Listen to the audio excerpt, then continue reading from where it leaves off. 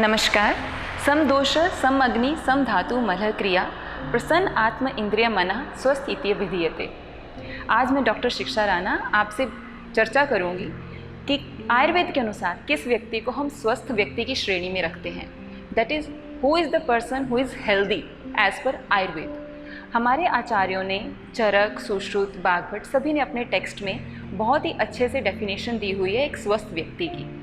आज मैं जो डिस्कस करूंगी वो करूंगी एक सुश्रुत संहिता के श्लोक के अकॉर्डिंग कि एक स्वस्थ व्यक्ति क्या होता है। समदोष। समदोषों का अर्थात जैसे सभी जानते हैं कि 3 तरह के दोष होते हैं, वात दोष, पित्त दोष और कफ दोष। वात दोष, पित्त दोष और कफ दोष का समावस्था में रहना बहुत ज़रूरी है।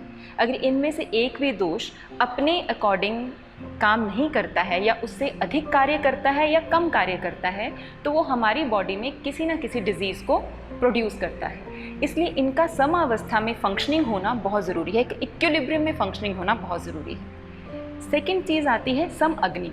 अग्नि से हम समझ सकते हैं हमारी बॉडी में डाइजेस्टिव चेंजेस जो आते हैं, हमारी बॉडी में जो भी परिवर्तन आता है वो हम अग्नि के साथ ही कंसिडर करते हैं। सम अग्नि होना बहुत आवश्यक है। अगर अग्नि सम नहीं होगी तो हमारा मेटाबॉलिज्म, कैटाबॉलिज्म, हमारी बॉडी में जो भी डाइजेस्टिव प्रक्रिया चलती है, डाइजेशन चलता है, वो भी प्रॉपर नहीं होगा। उसके वजह से हमारी बॉडी की जो ग्रोथ एंड डेवलपमेंट है वो भी अफेक्ट होगी। थर्ड है सम धातु मलह क्रिया। हमारा शरीर 7 धातुओं से बना है, रस, रक्त, मांस, मेद, अस्थि, मज्जा और शुक्र। और वैसे ही हमारे शरीर में मल भी होते हैं, जैसे मूत्र, पुरीश और स्वेद। मूत्र दैट इज़ यूरिन, पुरीश दैट इज़ फीकल मैटर और स्वेद दैट इज़ स्वेट। वैसे ही और भी मल हमारी बॉडी में होते हैं, जैसे हमारी आँख में वाइट कलर का मल आना, कानों में वैक्स का होना, नाक में मल का होना, जो भी म्यूकस सेक्रेशंस होती हैं, ये सारे मल की श्रेणी में आते हैं। इनका अगर ये समावस्था में रहते हैं तो हमारी बॉडी के लिए बेनिफिशियल हैं, और अगर यही एक्सेस में हो जाएं या ना बने तो हमारी बॉडी में डिजीज़ कॉज करते हैं। वैसे ही धातुओं का भी एक इक्विलिब्रियम में रहना बहुत ज़रूरी होता है।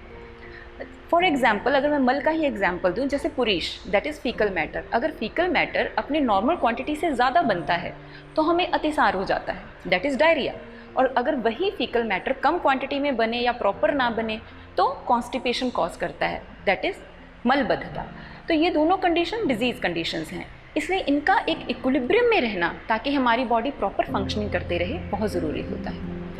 लास्ट जो बहुत इंपॉर्टेंट है, जो आचार्यों ने जिस पे एम्फसाइज़ किया है और अब WHO ने भी उसे अपनी हेल्थ की डेफिनेशन में ऐड किया है, दैट इज़ प्रसन्न आत्म इंद्रिय मन। हमारी आत्मा, मन और इंद्रियां, इनका प्रसन्न होना बहुत आवश्यक है।